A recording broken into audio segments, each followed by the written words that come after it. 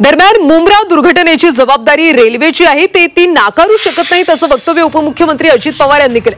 तर मुंब्रा दुर्घटनेची चौकशी होणार असल्याची माहिती उपमुख्यमंत्री एकनाथ शिंदे यांनी दिली। आज मुंब्रामध्ये लोकलचा अपघात झाला, यामध्ये 4 जणांना आपला जीव गमवावा लागला। दरम्यान मुंब्रा दुर्घटनेची जबाबदारी रेल्वेची आहे ती ते नाकारू शकत नाही असं वक्तव्य उपमुख्यमंत्री अजित पवार यांनी केले। तर या सगळ्या दुर्घटनेची चौकशी होणार असल्याची माहिती उपमुख्यमंत्री एकनाथ शिंदे यांनी दिली।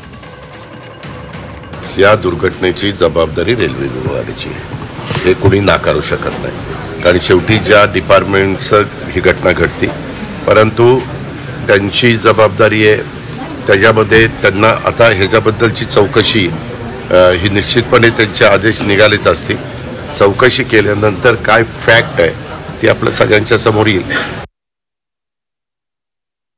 झालेली घटना अतिशय दुर्दैवी आहे आणि जे जखमी आहेत त्यांचा तात्काळ त्यांना छत्रपती शिवाजी महाराज हॉस्पिटलमध्ये आहेत, त्यांचा जीव वाचवण्याचं काम याला आम्ही प्राधान्य देऊ।